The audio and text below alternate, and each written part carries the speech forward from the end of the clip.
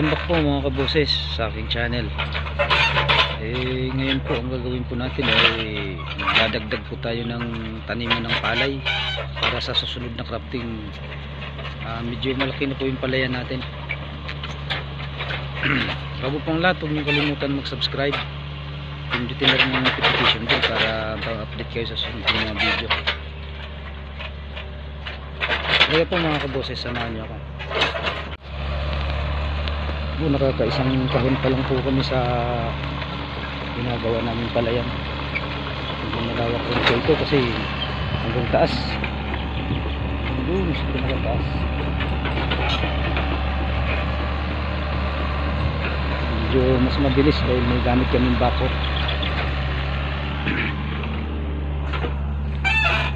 Ito yung tinutusokan ko, yung susunod na gagawin na may tusok. Hanggang dito pa, hanggang sa taas po itong gagawin namin palayan.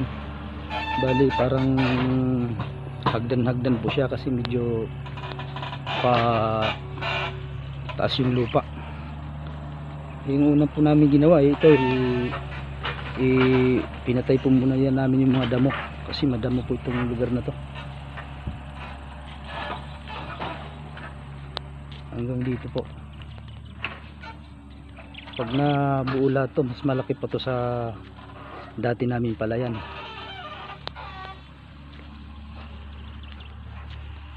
Kasi bali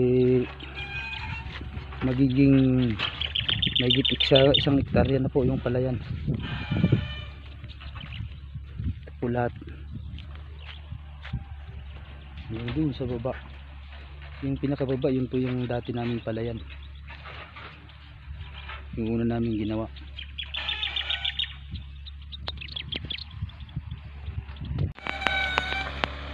Dito naman po tayo ngayon sa sa namin palayan. Naani na po ito pero hindi po siya pwedeng taniman ulit kasi tag-init na.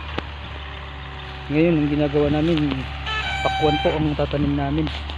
Yan ay mga tanim na po yan. Ito po yung mga tao kung tatanim.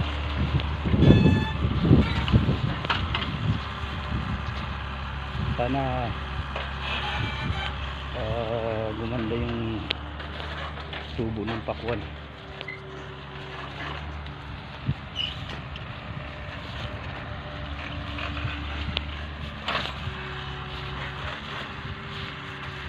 Nadiligan nyo na ba ito, Teng? Basa yan.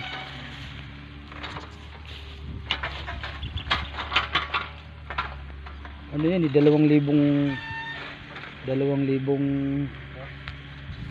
buto. Ha? Ibusin nyo muna.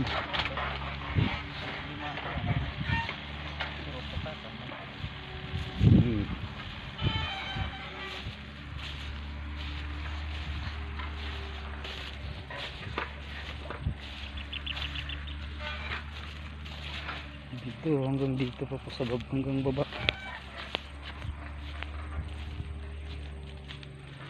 Halos lahat po ng palayan patataniman ko po ng pakwan para sana swertihin.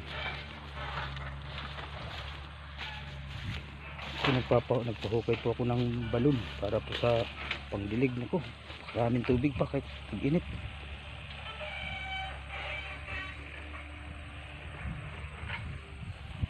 Marami pa ng tubig guys. Salamat. Hindi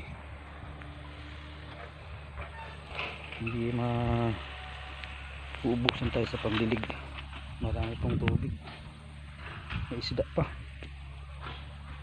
Naku, mga katawid kayo.